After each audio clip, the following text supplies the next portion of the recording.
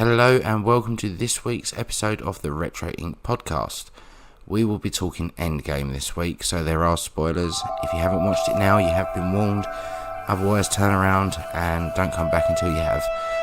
We will start this episode with Adam's thoughts on Endgame and his little Marvel story just before we go into the main pod.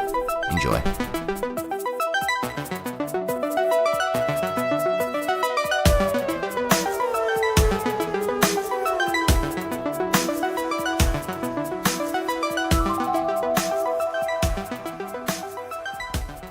Hey guys, it's Adam here from Retro Inc. My Marvel story is a long one, going back to 1975 with the Spider-Man cartoon, and in 1977 the Amazing Spider-Man TV series, and following that, the Incredible Hulk. Comics were very cheap back in the day, 10 pence, was that 5 cents, and they came out weekly, and you would often just pick up a random comic to get into it, whether it was Fantastic Four, Spider-Man, Captain America, or Iron Man. During the 1980s, 1990s, I was picking up still comic books, graphic novels, which we kind of know is known as the Silver or Bronze Age of comics, and I started to read the Guardians of the Galaxy. Now, as we know, the comic books don't always refer to the films, and the films refer to the comic books. But nevertheless, I started to understand that there was this multiverse, this other kind of dimension that the Marvel Universe worked in. Unlike Star Wars, of course, which is all continuity and canon. And in 1977, when Marvel brought out the Star Wars Weekly comics, that was all canon. It was all before the film, during the films, after the films, and it all related. Unlike Marvel, where you'd get different Spider-Men, etc. Now, the first Iron Man film came out of nowhere, and I went to the cinema to watch it, and came out and thought, that would be great. And if we had another one, that would be fantastic. But of course it didn't work like that. The next film we had was a Thor, and then we had an Iron Man 2, and so on. And the way that Marvel left the final credit scenes, which then led to the next film, then we started to understand, we're getting this extra piece of information that's tying these films together. And over the continuous sort of 5-6 films, we started to see that there was this other character that was coming into the Marvel Universe, who we know as Thanos.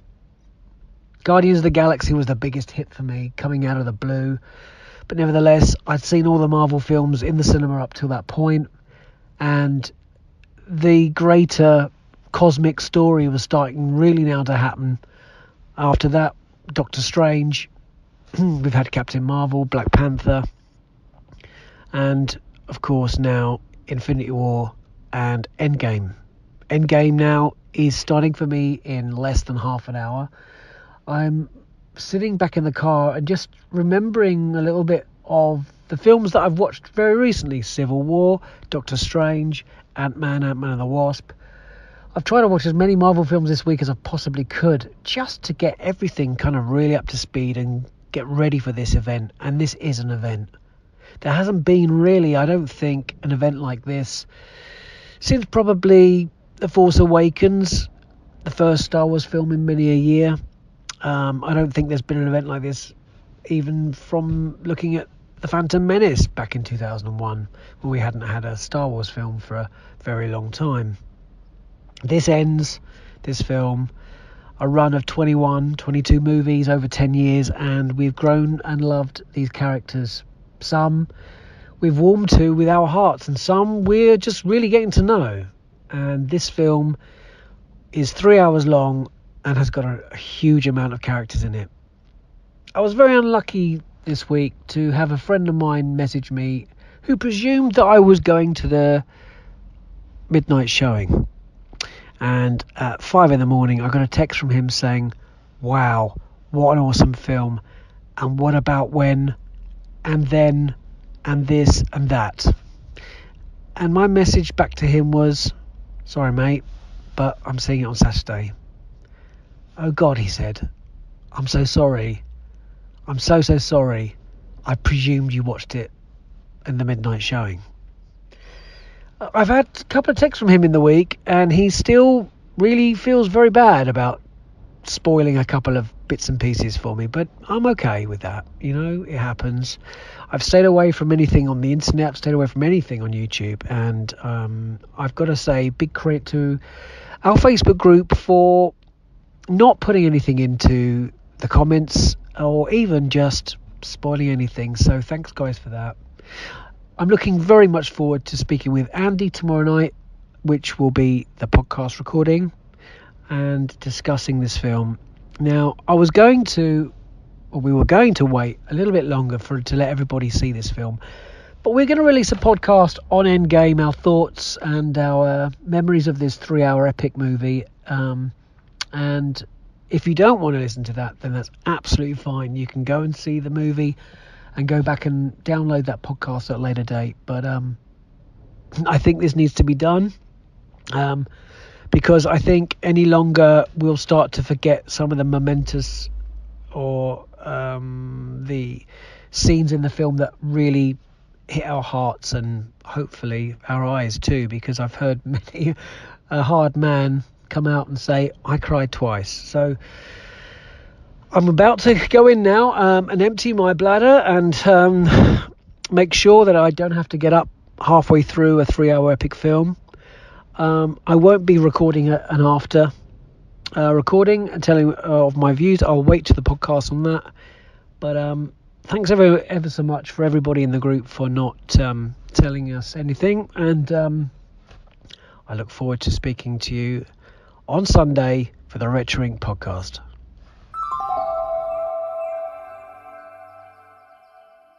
Hello everyone and welcome to episode 57 of the Retro Inc. podcast with me, Andy, and my wonderful co-host, Adam. How you doing, mate? I'm very well, thank you. Good stuff. Now, there is nothing else we're going to talk about this week except for Endgame, which dropped on Wednesday night, Thursday morning for a lot of people. I know me and you took the first opportunity we could to go see it. Yes. Just before recording, it's become official that Endgame is the fastest film to hit $1 billion at the global box office. It is now at 1.2 as of Sunday night. So that's in 5 days. It has hit 1.2 billion, and it is obviously saying no signs of stopping right now, is it? It's got a long way to go. Did you see any of the footage of I think it was in Pakistan, maybe it was even in Bangladesh. Bangladesh, yeah. Bangladesh. Well, I've seen several footage of just people just running to get tickets. Yeah. Mate, it's been the event in cinema history that I don't think we've ever had anything like it ever before. Perhaps Titanic, when that was released, was much hyped, but nothing in this. But Titanic had momentum and it went on and on. I think with this is something that we've been building up to for 11 years. Yeah. And it's the culmination now. I was talking about this someone last night, and I said about, how sequels, it was my brother, I said sequels always take a dip. And then the third film in a trilogy always builds back up again, money-wise, at the cinema, because, you have your hype for the first film. The second film takes a dip because you have those people that drop off sometimes, that go, this isn't for me, or others that go, I'll wait for it to come to DVD. And then you get to the third film, a la, Return of the Jedi and the Lord of the Rings. Everyone goes to see it because it's the finality of the story. This is 11 years of that wait. And the difference being that each film has been a different character until we got to Avengers, where those characters were introduced to each other. And then we had Guardians and Doctor Strange and Black Panther introduced and Captain Marvel. So it's a very different thing. It is different, but the one thing I'm going to say, we're going to get into our thoughts and feelings on Endgame, but the thing that I took away the most from it was that it bookended the MCU and retroactively, and I said this in a piece that I'll talk about in a minute as well, it retroactively changed the other 21 stories into one big movie. It Absolutely. connects them so tightly, and Cohesive. I've sat there trying to, cohesively. Sat there trying to pull apart a thread that goes, this doesn't make sense, and so far I'm yet to be able to do it. It's all worked out pretty damn well by those writers and those comic book writers within Marvel that have been helping this whole progression happen. And as somebody who has seen all of these Marvel movies in the cinema, you know, it was a very emotional event, I think, and I think that's why this has got this level of publicity. Yeah, because we have been invested. Yeah, I mean, we're going to sort of get into this quickly because I know, I think we're unanimous, the pair of us. I know Jeremy hasn't seen it yet. Jeremy will hopefully be back next week. But I think unanimously I can say that we thought this was superb. It was a fantastic movie. My thoughts, we're going to talk about this. We're going to go through how you feel about it. Mine are all available because I did a pre and post viewing sort of mini pod that I've uploaded to the site. I was going to try and drop it in here, but then I thought we'll just probably go over some of the stuff I've already said by the time that I've bounced off of each other and everything. And when I recorded that, I mean, the thing I noticed when I listened back while I was editing, and the post show, I was sitting in the car park in the van and I sounded like I was bouncing off the walls. And 3 hours later, there is a very different, subdued me sitting there recording. And you see, like you said, I sound emotional. And I was, again, it wasn't emotionally drained. It wasn't emotionally, I was on fire. Every one of my emotions was popping. It was a train ride for 3 hours of craziness. Now, I think we're going to have to put a spoiler warning in here, because I know that anything further from this, we are going to start delving into spoilers. I think anything's a spoiler, to be honest with you. In an event like this, I think anyone that had told me anything, I even got annoyed when someone texted me in the morning and went, "Oh my God, you've got to go see Avengers." I thought, I don't want to know. I want to go into this completely unjaded by anything. And I think, if you're going to listen to this and you haven't seen it yet, stop, go away, go watch it. I think we'll put a little notification actually when the podcast is released, obviously, that this should be listened to once you've seen it. Let's just look at the creators of this film. The producer, Kevin Feige.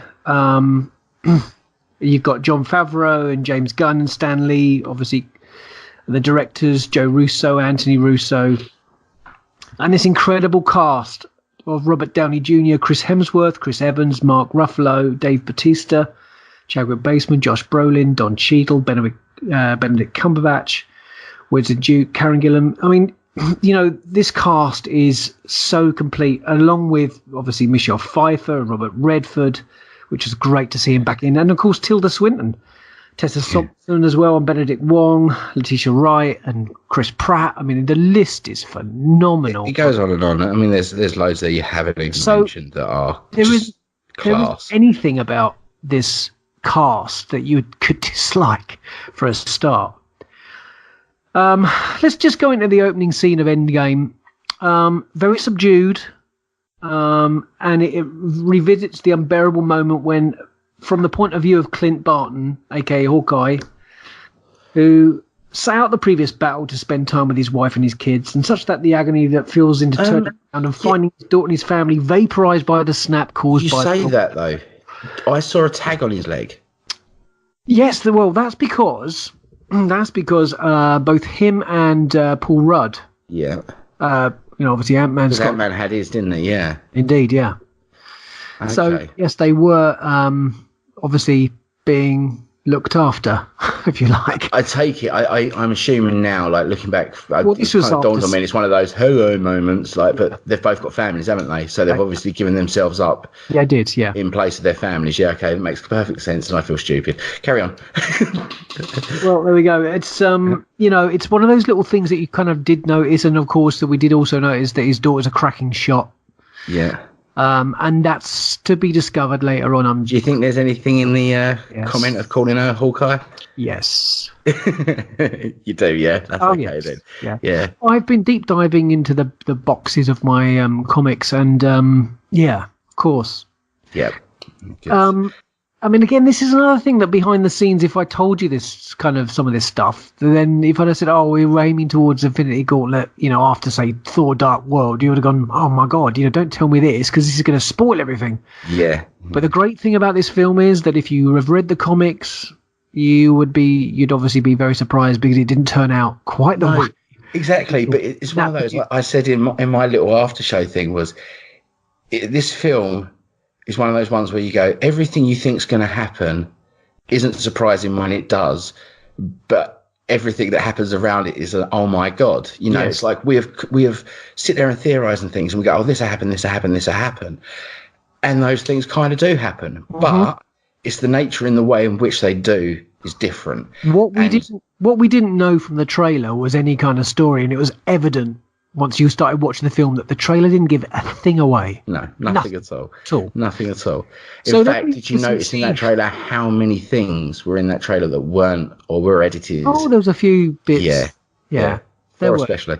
I went back and rewatched the trailer just when I got back home, and it was surprising actually how good that trailer was. So then obviously we see Tony Stark looking extremely frail, and I was really impressed but I'm sure this again is this is CGI on his body part, the amount of weight and his overly ribbed chest when he eventually is in that wheelchair. It was scary, wasn't it, seeing that? Incredible, but deeply emotional, the message that he was sending Pepper, and him again wearing the black vest, which was a call out back to Iron Man where he's fixing the ship, was, I thought, rather awesome. Another one of those characters in this film that the Russos gave a lot of time to was Nebula, and I think she played Nebula extremely well in this film, really well. Yeah, it was really nice. She played two of herself, so it was really nice in this movie to see time given to Nebula, Hawkeye, and Black Widow. It was really well done. I mean, it felt like a very Tony Stark and Captain America centric film, but they were kind of like the A-listers in the background, if that makes sense. This was the original event. Everyone else time they did, but we've never given Hawkeye and Scarlet and Black Widow that sort of attention. Yes. Well, my friend Charlie called to it. Oh yeah, obviously, but my friend Charlie called attention to it, and I kind of agree with him that up until this point, Black Widow has always seemed a little bit. The acting's always been a bit off. I mean, if you actually watch back Infinity War, there's a lot of time where she's just standing there looking a bit out of place or a bit wooden. In this, she really shone. Yeah. And I think that was fantastic. I think again that was an incredibly great bit of direction because her arc. I mean, we'll get to that moment, but again, it's a kind of redemption for her to this film. The sense of family and belonging is huge. Yeah, well, she says that, doesn't she? When he says about people lost family. So we get this epic arrival of Captain Marvel with her fantastic new haircut. I'm sure I might be getting a few girls coming in with pictures on their phone saying, "Can you do this?" Girls, I might come ask you to do it. Yeah. A great introduction and an incredible arrival when she brings the ship down Avengers Towers, and and this is where we start to see the film kind of move around quite a bit. We see Scott Lang in the quantum realm. Let's be honest, that rat is the biggest hero out of the lot of them. I was just going to say, if it wasn't for that, none of the film would have happened, quite frankly. No, not at all. Not at all. Which was pretty amazing. I mean, I don't know. As we're going through this, I think it's just the highlight moments that are just really standing out, that are humorous and poignant. Yeah, it was a very clever film for that. I mean, there was a couple of scenes, especially when you go back to the bit where Tony was losing it to Yeah, Captain America. yeah, It was heartbreaking to it watch was. everything that they're going through, but you're still laughing. You're Yeah, still laughing because it was almost gallows humor, this movie, and there's a lot of it in there. It's so bleak and troublesome, but you can't help but laugh at some of the jokes that are coming out of them.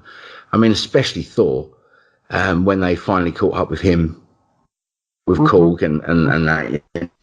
playing Fortnite. It was playing Fortnite, and they basically become a load of student housemates. um, yeah, I've seen and read so many reviews of this film, and I know that on Retro we try and keep things incredibly light and not deep dive too much. And this is what I think is so joyous about this film, is that it has such a great feeling to it. There's no negativity as far as I'm concerned, or yourself in this film. There's nothing to pull away. I was desperately trying to find little moments in it where I thought, I don't like that. no, It's what's I anything. wholeheartedly agree. That's what I said. I can't. I can sit there and Iron Man. I can sit there and say I enjoy this, but I don't like that. I can even do it with Guardians. As much as I love Guardians, I'm sure there's one or two things in that movie that I could sit there and go, "Meh, could be done better." I mean, actually, there is. I think that kind of Ronin was very underused Yeah. in that movie. I thought they made him a bit stupid. Well, But still, it's an amazing movie. But I look at Endgame, and I came out the same as you, thinking there is not one thing in that film that I thought was bad. time travel.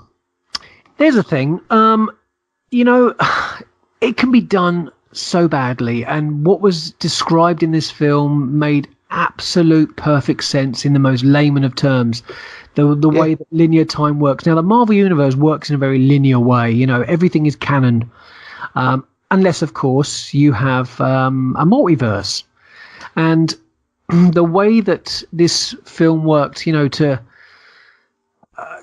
go ahead straight away in the first 15 minutes with Captain America and Captain Marvel and go, I'm going to go and get Thanos.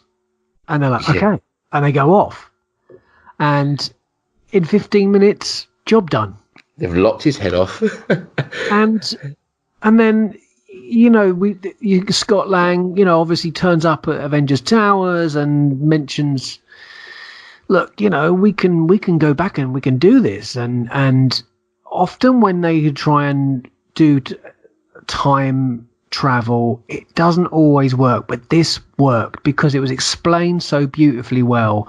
And taking the stones back to exactly where they came from wouldn't change that time loop at all. It would all carry on as normal. And this is where I think it gets incredibly clever, and it was incredibly clever, was 5 years later, we've seen the snap happen and obviously everything else. And then we had obviously other time put on the screen where it would say, this Marvel movie 2012, this Marvel movie 2014, this Marvel, and with the way that they arrived at the scene with a different camera angle was incredibly clever. I don't quite know how they did that, whether it was with B-roll or I think they recreated when they scenes. recreated the scene. It was But, just yeah, phenomenal.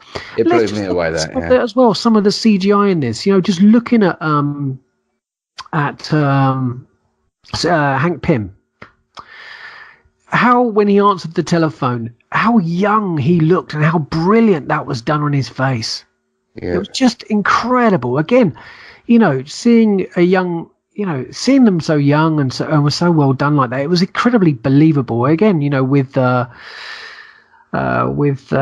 Tony Stark's father, again, brilliantly done, absolutely brilliantly done, and the way that they revisited each of those times when the stones were there. And actually, let's give some kudos again to Black Widow, where she said, "Hang on a minute, if we go there, all three are there at the same time."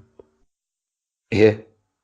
So again, she brought this up, and that's what happened. It was just incredible, absolutely incredible.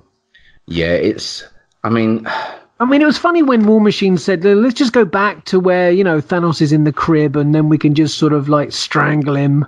and get rid of him. But alternatively, they could have waited for Thanos just to hijack all 6 Infinity Stones and then jump in and prevent him from using them. But there was 14 million to one, and they had to get it right, and they absolutely did. And that was a lot of it was without Doctor Strange's help before he stepped in later on in the film. I love the bit where Professor Hulk, which he was great. I absolutely loved the way they dealt with Hulk in this movie. God. But I loved it when he saw when he went to see. Well, when he didn't go to see, he went for the Time Stone, and he bumped into the Ancient One, and he said, "I'm looking for Doctor Strange." She's like, "I think you're 5 years early," and which is incredible because again, it just shows how powerful she is. And but to finally call attention to the fact that he was supposed to be the most powerful of them all. Yeah.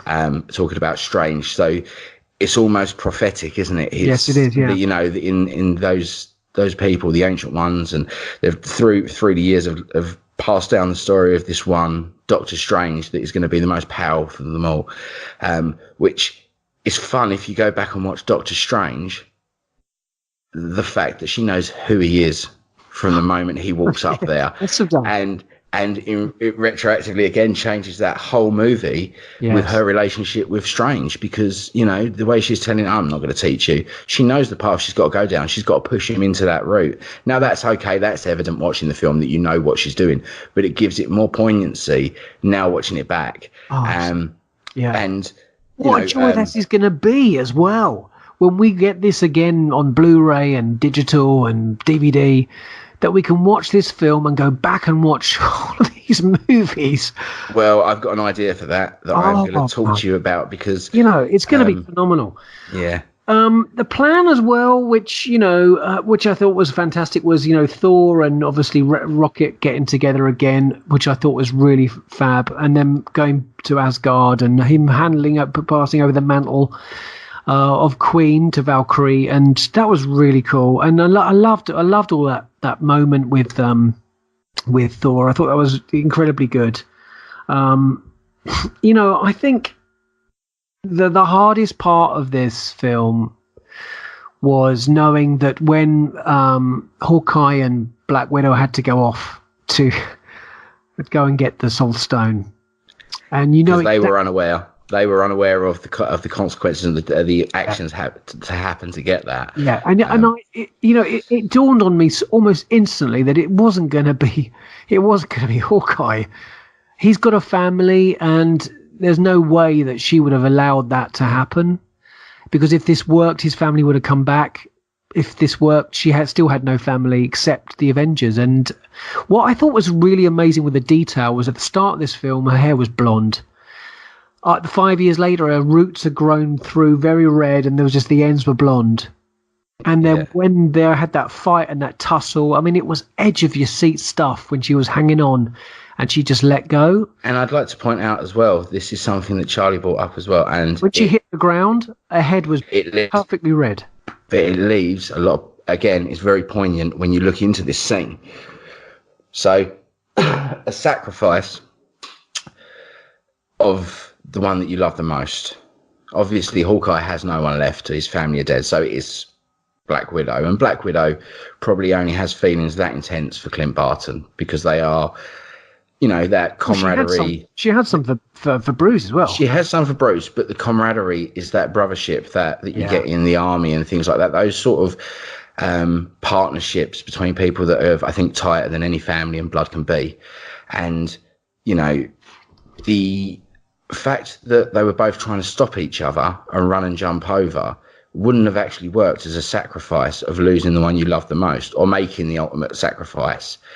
The fact that Clint actually managed to grab her and then her slip out of his hands makes that actually work. And that, again, is a clever bit of writing, I think. Yes, very much so. Had one of them have jumped off and the other one tried to stop him and they'd fallen off, it wouldn't have counted.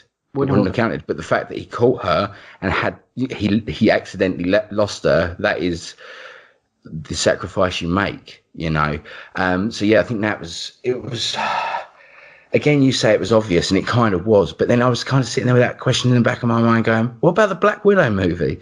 But then it's a prequel, isn't it? So, It is. I honestly think that those that are gone are gone.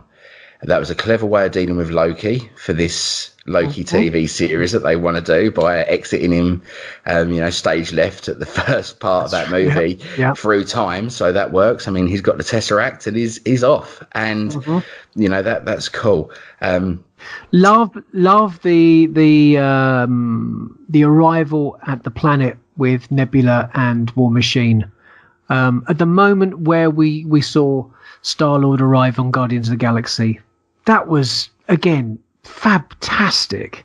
Yeah, I love it when they're sitting behind the rock and he's an idiot. Yeah, that was, again, these were the things that I took away as well, was when I was watching these scenes from a different perspective. I love it when this happens in movies. You see it in Back to the Future. Almost but obviously, yeah, but I mean, Back to the Future was obviously had the luck that it was filmed for those scenes. So again, they just take that shot from a different angle, and while they're filming it, this is 11 years and 21 movies worth of content that's being recreated to fit into this. Yeah.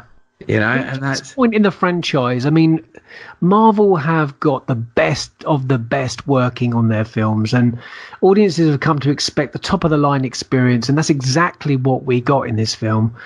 Iconic costumes and sets, stunning visual effects, and including, those scenes from those films that were reenacted were just brilliant, which is probably why James Gunn was on board as a co-producer, just to make sure that all fitted nicely.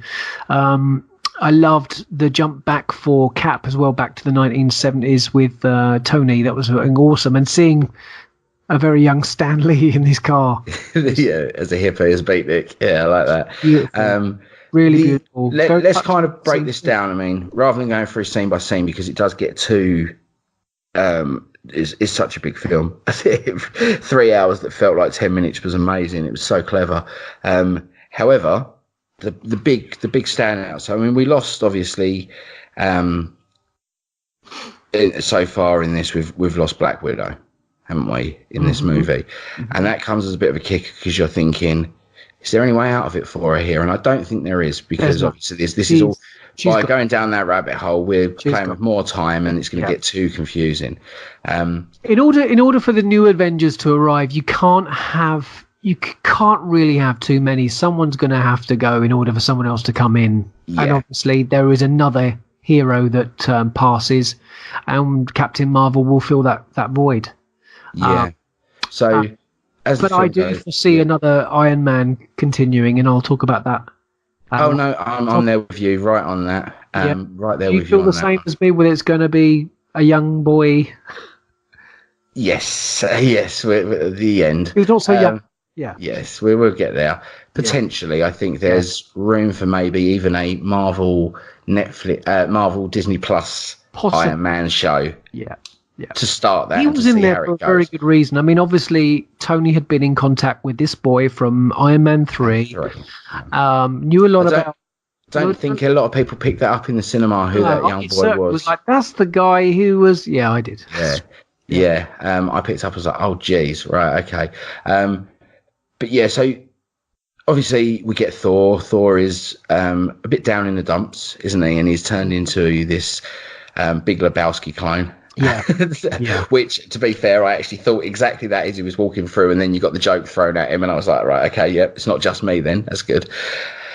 But who else did we lose in this movie, mate? Let's go there.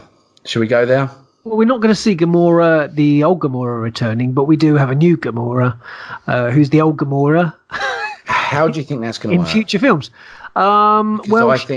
She disappeared, didn't she? She went back up to space, and of course, Star-Lord, he will go after her, whoever she is. I mean, he's in love. He's a lovesick puppy. He is, but do you think that it might make him happy that Gamora's still alive, but he might just let go because it's not the same person? That's quite possible. That I hope that's the path they kind of go down now, possible. Because it would be good to see the relationship go back to how it was. Yeah. You know, maybe not as harsh as she used to be, It but a had bit more more dynamic. standoffish. It had Yeah, more dynamics, I think. Yeah. it did. It was a bit like Star-Lord was always a little bit wet when she was around. You know, he was the whole reason why this all happened in the first place. Anyway, they didn't get the gauntlet in the Infinity War, because he couldn't control his emotions in the heat of the moment, which I kind of get. I'm not blaming it all on him, but so yeah, we're not getting Gamora back. How? Right. Okay. So let's talk about the big two, Cap and Tony. Mm-hmm. All right, because their arcs, like I said, this was their film. This was like, again, the original Avengers movie. It was all of theirs, and everyone else was there in a capacity to see the future through and to set a standard for what's coming.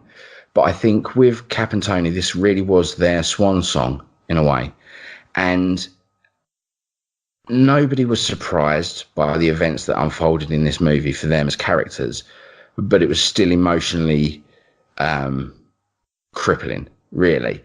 The whole movie was centered around them two's finality, and I think if you didn't get that from the title, didn't get that from their arcs in the last movie, and didn't get that from Tony Stark's original vision back what when, then I think you weren't really paying attention. So most people called this, and I'm going to look at our predictions that we made back in episode 52.1 or point 5. It was halfway through. We did a special, didn't we, for Endgame theories. Now, Jeremy chose for his people that would die was Thanos. So, I mean, I think we all kind of went down that route of it would be quite early on in the movie, which it was. And I think that was a common theory because it wasn't about Thanos, it was about reversing what Thanos had done. And it was very clever that they killed Thanos, but yeah, he was still in the movie for most of its entirety because it was old Thanos rather than this new Thanos. You put timey-wimey stuff, which I know is exactly what happened to Captain America, which is what happened in the movie. So I'm going to give you full credit for calling that one, mate.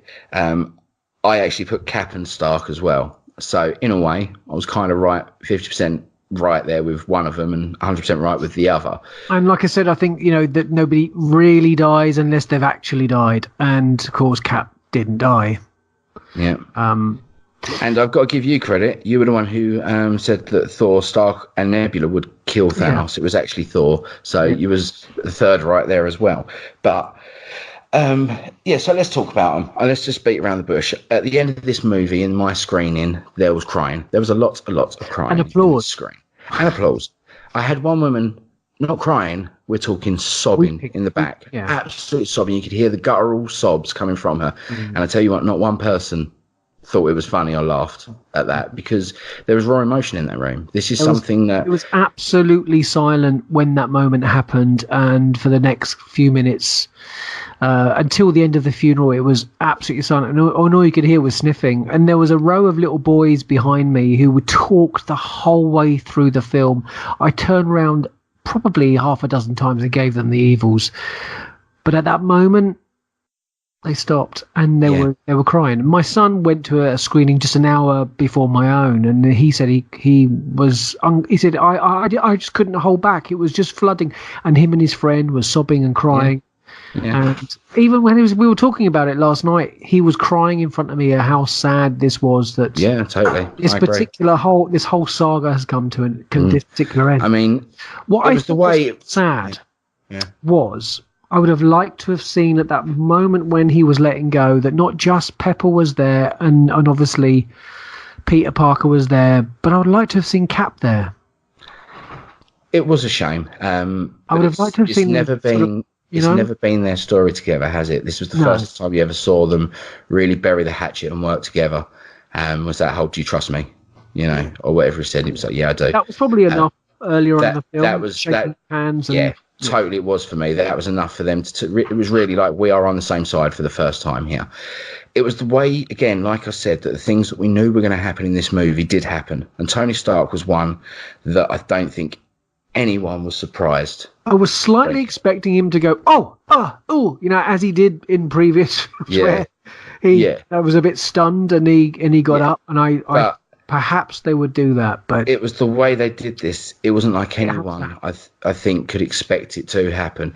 It was a sacrifice. He knew what he was going to do as soon as he put that Iron Man gauntlet on Yeah. with the Infinity Stones on it. But it's the way in which it was dealt with, the way in which it was. Well, just we knew that Hulk executed, couldn't man. handle it, so how would he be able to handle it? Yeah, exactly. You know? But I think part of this is, honestly, with the Infinity Gauntlet, I look at it and it's part to do with the more of a deep and meaningful part of the soul that says it's my time and I'm ready to do this. Yes. Is the power that you can harness there. Yes. Thanos believes that when he holds that gauntlet, he has the power of the universe behind him. Tony Stark knew what he was going to do, but he knew that that was his moment in his time, and he had the power inside of him to execute what was needed before he would perish in that. The worthiness of Mjolnir going into the hand of Captain America. Oh my God. You know, I knew I it. dropped my bowels at that moment when that happened. The whole cinema cheered. Yeah, Now, I looked at this moment quite a lot on the way home.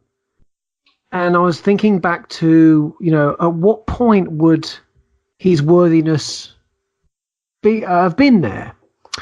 Unless, of course, when he originally picked it up in Age of Ultron, that he wasn't really trying. I think he was trying.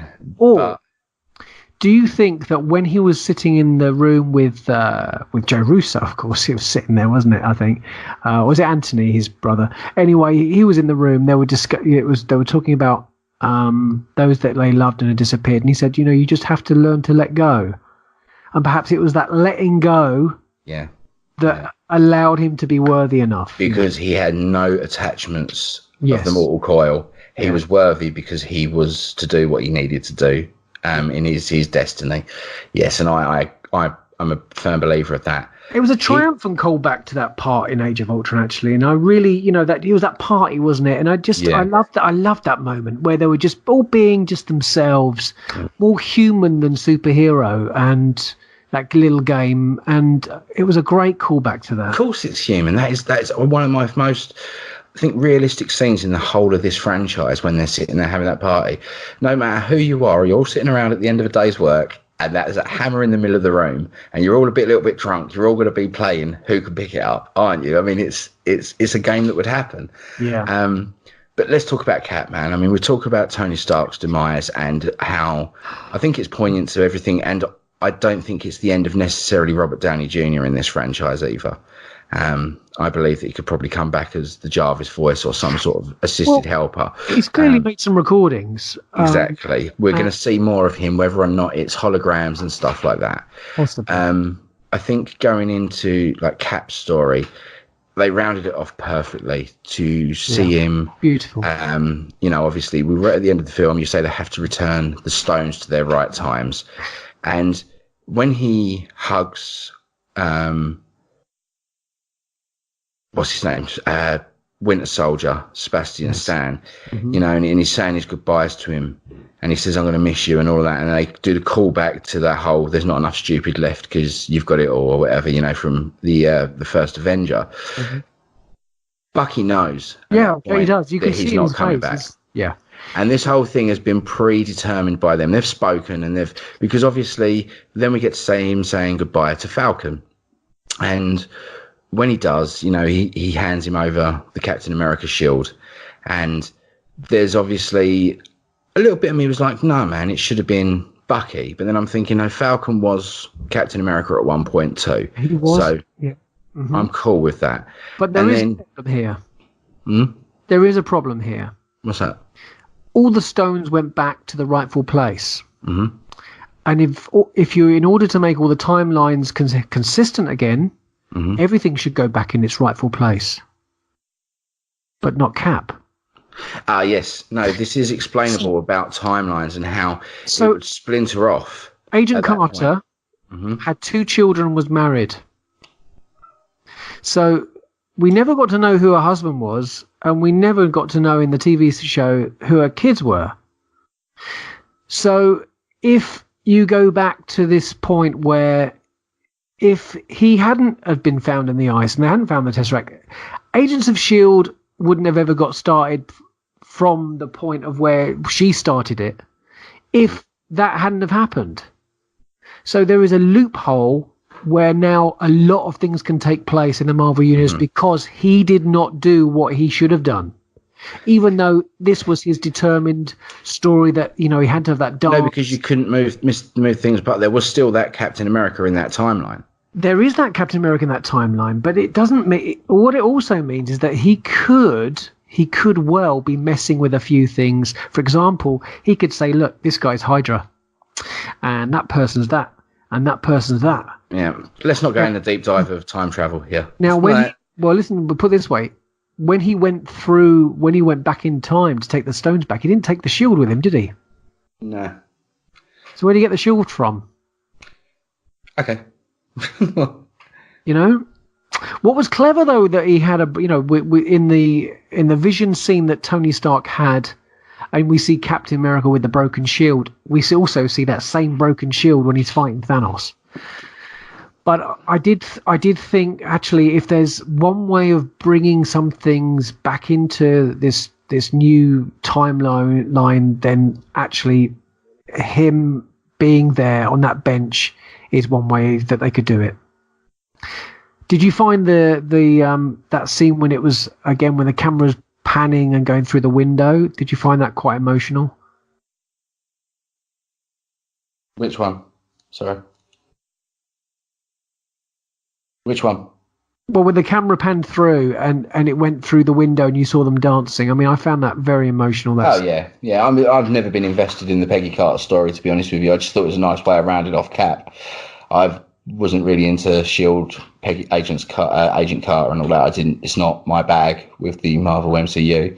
Yeah. I just thought it was nice to see Cap actually get what he wanted. It was, absolutely. But, it's all part of this timeline. And so it's if that wasn't cohesive with the films, the TV show, then it wouldn't work. Maybe you never found out who Peggy Carter's husband and children were because her husband was Captain America and the children were his children. There we are. Yeah. Yeah. But yeah, so that's the point. We see obviously. You say he goes through. He says goodbye. Gives Falcon the shield, and that little nod to Bucky is almost like they've discussed it. Bucky looks at Falcon and nods to give his approval. And it was kind of giving approval to fans as well, going, that's cool. I want to be Winter Soldier. Let him be Captain America for a change. And I think it'd be nice because I don't think that... He's worthy, isn't he? He's worthy. What's his name again in Don Cheadle? Is it Don Cheadle? Don Cheadle is... No. No, it's... I can never remember his name because... One second. It's oh goodness me, 1 second. Not Winston Duke, is it? No. Winston Duke, no, it's oh goodness me. That's terrible. Anyway, come to me in a minute. I don't think he's got the chops to pull off. Boseman. No, that's not Chadwick Boseman. What's his name? That's T'Challa, mate. What's T'Challa? Oh god, I can't think of his name now. Go ahead. You making me lose my thread here. He hasn't got the chops to pull off a A-list title role in a Captain America film, but that's a good thing. Yes, because it means that they're not going to go down that route anymore, and Captain America will be used for the Avengers and things like that. I think we're supposed to be having this Winter Soldier and Falcon series, wasn't we? That's right. Don't think it's going to be Winter Soldier and Falcon anymore, is it? I think this could be Winter Soldier and Captain America series, unless they do a prequel of some description. And that would be great to be able to see a small screen Captain America and Winter Soldier that could possibly be used in future outings for the Avengers and future MCU movies. Played by Anthony Mackie. Anthony Mackie, thank you, geez. Right, so, but then after that little nod and he takes the shield and, we see this old man sitting on the bench and it's a... fantastic centenarian, isn't it? He's over 100 years old at this point. Yeah. And man, if there's anyone that could play Clint Eastwood in a movie, it's an old Chris Evans, right? Because geez, man, he looked like they'd taken Clint Eastwood's son and made him look old, because it was amazing. But again, the effects of how they made him look old was almost uncanny valley. It was a bit different to the de-aging. It was very good. There was still something slightly wrong with it, but that's because I think they've been de-aging people for so long that they don't know how to go the other way. But either way, he looked great. And that was a beautiful way that, they didn't call attention to anything that had happened. It was all done in context and an exposition with the ring on his hand and things like that. It was beautiful ending. And that's the bit that got me welled up, because it was nice to see, Tony Stark got his family and he got what he wanted. He had a good life, but he managed to make them an ultimate sacrifice and do what was good. Cap has made the ultimate sacrifice for the most of his life. He's never had anything. Yes. He was a young weasel that got picked on and beaten down. He finally got what he wanted. He got screwed over. Then he got frozen for 70 years. And then when he gets pulled out, he becomes a government toy to be used. And he finally got something for himself. Whereas Tony was the other way. Tony had the money, he had the women, he had the cars, he had a wife, and he had a child. He had everything. And then he had to make the sacrifice. So it was poetic in a way. He starts a family. Yeah. Keeps his head down while the other Captain America does his thing. Exactly. And it was just a nice tying off of ends for those two characters, because we didn't have to kill them, and it showed that. We didn't have to kill them off to get them out of the picture. They did it right. They got rid of Tony Stark, but it doesn't mean that Robert Downey Jr. won't reprise that role again. We got rid of Chris Evans as Captain America. That will be the end of Captain America. We won't see Chris Evans again in a capacity, I don't think, at all. No. Because he wanted out a while back, and I think he got caught up in the ride. But now this is his out. He's going. The piece of music that plays as well. Do you know the piece of music that plays for their dance? It's called "It's Been a Long Time." Yeah. And I just hit my heart completely when that played. It was just such a beautiful moment, absolutely phenomenal. Funeral scene. That's very sad. Very sad. Indeed. But it was a beautiful pan over the cast. Every single major character in the MCU from day dot, I think, wasn't it? Including that young, strange-looking boy that a lot of people didn't get who it was. It's Harley Keener. Simpkins, yeah. It was, it was an emotional scene, that. But I think, to be honest with you, that was less emotional than actually the death itself of Tony Stark. There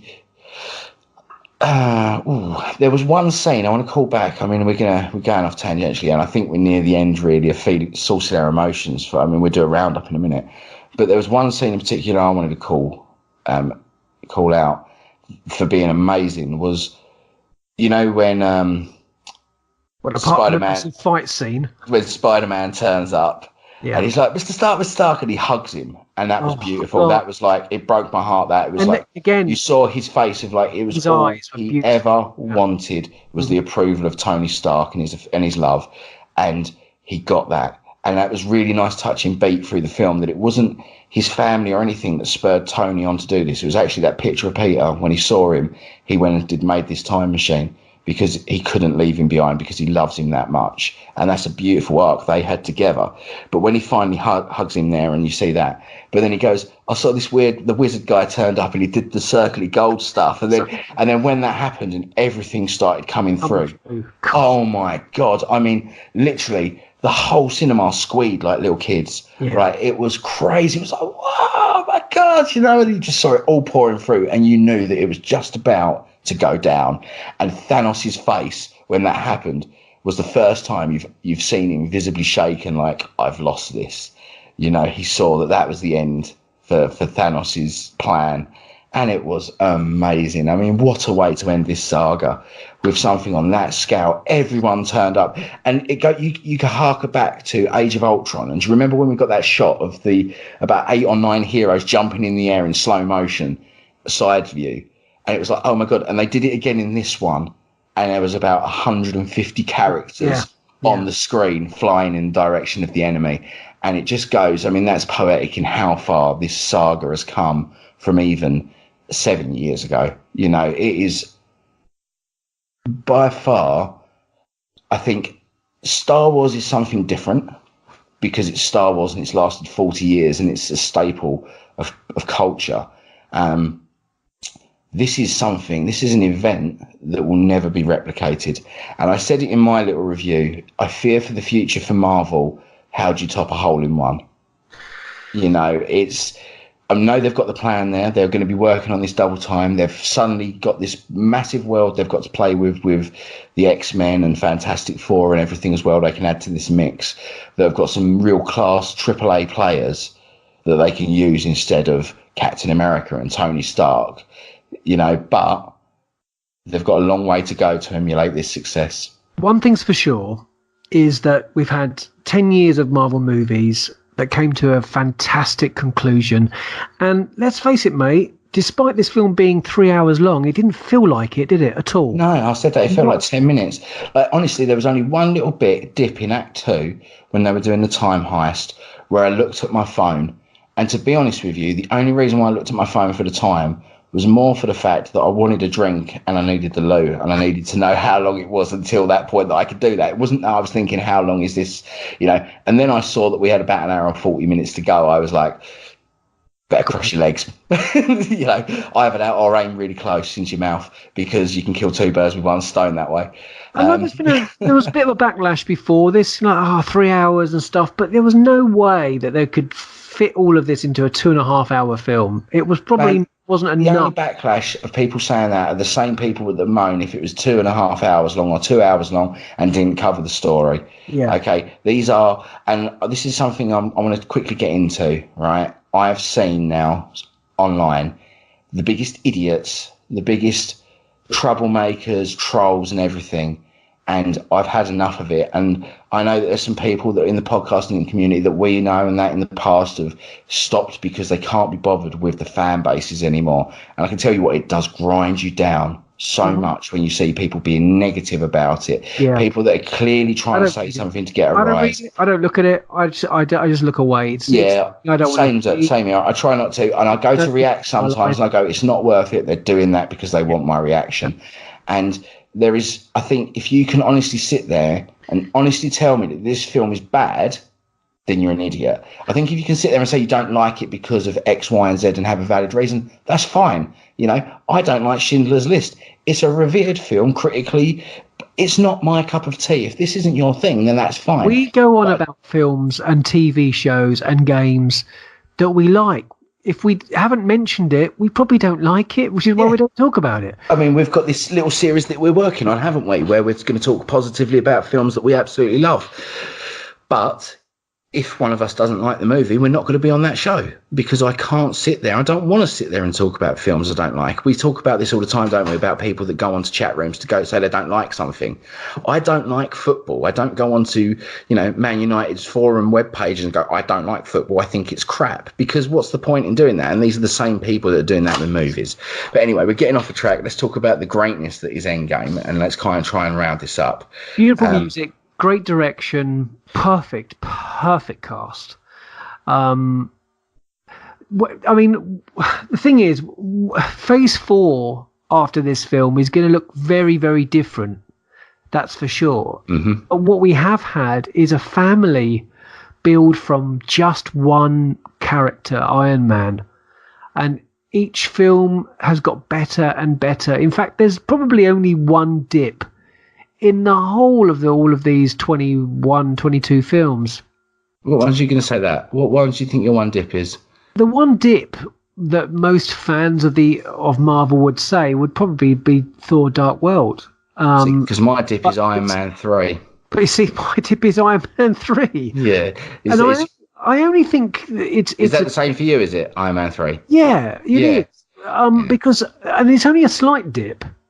Yeah. I still enjoy it, and this is a 7.5 out of 10 for me. Again, I'm going to use a comparison to Star Wars. I'm a Star Wars mad freak, and we met over Star Wars. Love it.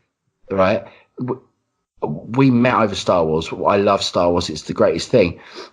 I don't really like Attack of the Clones.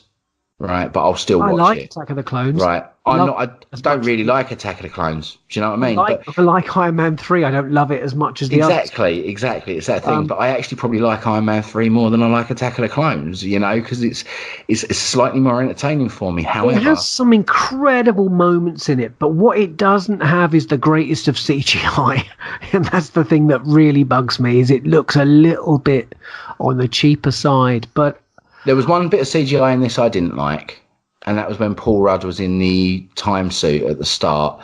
His face in it, I'm kind of thinking to myself, why do they have to use CGI face in a suit? Why can't they just have him in a suit? I didn't notice that. No, it was maybe being overcritical, but again, if that's the only thing I can pull away from a movie is his face didn't look completely right in that, then How many Easter eggs did you spot? Did you spot the original Ant-Man helmet? I did. Yeah, it was great. That wasn't it? Really Did cool. you? What else did you? Did you notice anything else that was there? There was a few great little bits and pieces. Oh, I'm sure. Yeah, no, Yeah. yeah. Well, we can talk that. I'm looking forward to Jeremy coming back and him seeing the film and seeing what he thought. He would probably say, "Yeah, it was all right. Yeah, it was all right. Yeah." No, I think you'll have some input for this I because think it he'll is a love big NO. He'll absolutely love it. Yeah. What more is there to say about this film, though? Really? No, to be honest with you, I want to talk about it more. But the one time I saw it, I was sitting there enjoying it, not really pulling it apart for this. Yes. For this, you know what I mean? Like, I couldn't go in there that night and sit there and write notes while I was watching it because I wouldn't be fair to myself on that over 11 years of waiting for this. You can't sit and watch this sort of film and be critical. No, I can now. I'm going to second time I go in there. I'm going to go see it again soon. I will be critical. I'll make some notes and hopefully we can sort of absolutely meet that up with when Jeremy's seen it so that we can sort of talk about it a little bit more in depth. My thoughts are on the feed already. They were uploaded today, so that's a kind of a 16-minute odd pre and post viewing of Avengers. If you want to go listen to that, I'm going to round it up. I'm going to score this movie a big fat 10 out of 10 for myself. It's the perfect movie in my eyes. I give this film a 10 as well because I do think it's pretty perfect. It's pretty much perfect. There isn't anything I could take away from a film like this where it left me with any negativity whatsoever. I felt completely fulfilled right until the very last moment where you hear Tony hitting the armor, which rings out to the original Iron Man film, and even that brought a tear to my eye. It was very emotional that moment. I loved the final credit scene, seeing the signatures with the characters as well. I thought that was really, really well done. Yeah. I mean, this has been a hell of a build up to these last two films, and there is a considerable difference between Infinity War and Endgame, and I think we'll know once we watch them directly before and after each other. And those lucky enough that did go to the cinema and watch Infinity War before Endgame, I'm pretty sure they would have seen how or little cohesive the films were connecting. But there is definitely a definite tone difference. This is much more inspirational. Even though it has a little slightly somber start, it picks up beautifully and lifts. I think that somber start might help it be cohesive in its storytelling back to back. Yeah. Because after that snap, it ends it ends on the low night in the movie, and then it goes into that, and then it will start picking up from there. So I look forward to being able to watch this back to back with Infinity War. Finally, I know that Charlie did actually get to see the double bill of it in IMAX because that's all they had tickets for left when he went to book it. But yeah, I look forward to seeing this back to back. I can't fault this movie yet. I have to see it again before I can think of really any faults that I can see for next weekend for myself. Totally. I'm there with you, and hopefully Jeremy have seen it by then. By the time we record, so Final little thing is, what we got coming in Phase 4. We've got Spider-Man: Far From Home, which technically falls under the Phase 3 timeline. Yeah, it does. Yeah. We've got Black Widow, which we obviously will think that this is a. Why do you think it falls under the Phase 3 timeline? Well, technically, it falls under the Phase 3 timeline according to Marvel. Right. Because it Okay. takes place at the end of Endgame, where we don't really know how this is going to go. It's kind of phase Yeah, 3.5 to yeah, 4. yeah. It's going there. And Yeah. it starts sort of 2 months after Avengers Endgame, apparently. So, you know, anyway, it's pretty much given that Peter Parker comes back. And lazy bit of right in this, though. It just so happens that most of his friends in Oh, school there too. Yeah, were yeah, also decimated and then came back, yeah. and didn't age in those Uh, 5 years. So hey ho, but we can deal with that. so Black Marvel. Sorry, next. You Sorry, know, Black Widow. I did actually have someone moan about that to me, and I went, yeah, but you're okay with a rat walking over the keyboard at exactly the right time, So if we're going to suspend disbelief for this rat getting Yeah. him out of that, out of the quantum realm, What a I think we cracking can right deal with that. rear Yeah, right foot that rat had. yeah. We've got the Eternals, which could well be going on to Disney Plus. We've got Doctor Strange 2. This is in May of 2021. This isn't a real list, mate, that you've got here. This is all the possible probable All right, lists okay. that are coming. We've obviously got Black Panther 2 for 2021. We've got Shang-Chi, which is the first Asian-led superhero movie that's coming at some point. And we've got Guardians of the Galaxy Volume 3, that's 2021. And obviously we've got, what else do we have? Disney, but we've got The Falcon and Winter Soldier. We've got WandaVision, which again, where's Vision? He's gone because he obviously can't be created without the stone. So this is obviously going to be a kind of them living in the past, I suppose. And there's rumors that there's going to be the Loki series, which we also have got a rumor that there possibly might be a Hawkeye series, or perhaps a Hawkeye Ronin series. So without anything else, as another Captain Marvel film or any other new characters like Adam Warlock or whatever, it's going to be very exciting, the future of the Marvel Cinematic Universe, and a very sad goodbye to the most beloved characters of this particular Marvel universe. I'm just happy that this Infinity Saga, as they're calling it, has wrapped up nicely into a perfect bow, because now anything going forward, if it doesn't work, it doesn't work. It's not for me. I don't have to be invested in it. Do you see what I mean? It's that whole, Yes. I've got, it's, the people say my Star Wars, that's not my Star Wars. Well, no, you've got the original trilogy. That's the Infinity Saga. If the next thing that comes out you don't like, you don't have to watch it. You can just go, okay, I've got the Infinity Saga, and it's not like they screwed it up on the last movie and it all falls apart. It perfectly rounded this series off, and that's that. I will be buying the hopefully 4K 22 movie box set when it comes out, because it will just be a thing of beauty. Now it's out. I was thinking of buying all the individual ones, but I thought, you know what? Now it's done, I can get the whole thing in one go. Eventually, when they finally do that, so I look forward to that. Anyway, I've got nothing really else to say on it. My thoughts are on the other pod if you want to hear it. I think you've kind of tried to cohesively say what you want to say to a degree.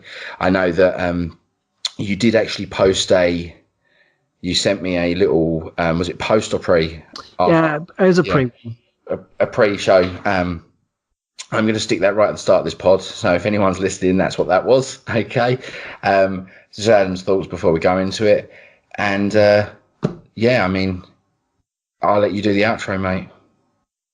Well, you've been listening to another Retro Inc. podcast production, a member of the Star Wars Commonwealth Podcast Network, and you can check out more from Star Wars Commonwealth at starwarscommonwealth.com. You can carry on doing that. You can find us on many podcasts at Star Wars. Podcasts such as Star Wars, Tumbling Saber, The Nerd Room, Generation X-Wing, Sand Sabers, Podcast, Sandcrawler Podcast. Thanks for listening to this week's show. Please go to our Retro Inc. Facebook page and come and join the fun there, and the Retro Inc. Podcast Facebook group. We would love your messages and comments on iTunes for a 5-star review. Would be fantastic. In fact, we do have a 5-star review, and we'll be reading that on the next one. Also, we'd like to add that we are coming up to our 1-year anniversary. We are So indeed. if anyone has any questions, any feedback, anything they want us to read out on the show, or any voice recordings you want to send us for our birthday special, then please do get in touch. We will read out all and everything as long as it's clean. If there's audio clips you want to send in, anything you want to say to us, anything you want to talk about, your best bits of the show so far, things that you thought were stupid, things that we thought were funny, then please get in touch. Is that the 12th of May? It's the 19th of May, so we'll 19th be of May, recording yeah. our year anniversary on the 19th of May, which will actually drop the week after. Oh, yeah. So I'm not going to record it the week before our year anniversary. We'll do it on the year anniversary, and then we'll drop. So if you've got anything, get it in by the 19th of May, Sunday 19th of May. Contact at retroinkpodcast.co.uk. Sorry, email us an audio clip. Tell us what your favourite podcast has been so far. Yeah. Any shout outs you want to give to anyone? Yeah, marriage proposals, do it all. divorce propositions. Just send us a happy birthday message. Yeah, exactly. Yeah, anniversary, happy birthday, whatever you want to call it. I mean, I'm going to send us all birthday hats out and streamers and things for the day, but that's coming up. So we're looking forward to that. I do want to say thank you for everything so far, because it has come up to nearly a year now that we've been doing this, from humble beginnings of just me and Adam, and we've gone full circle these last couple of weeks. Wherever Jeremy is. Hey, but okay. Thank you very much for listening. Have you got any more to add, mate? Just a goodbye.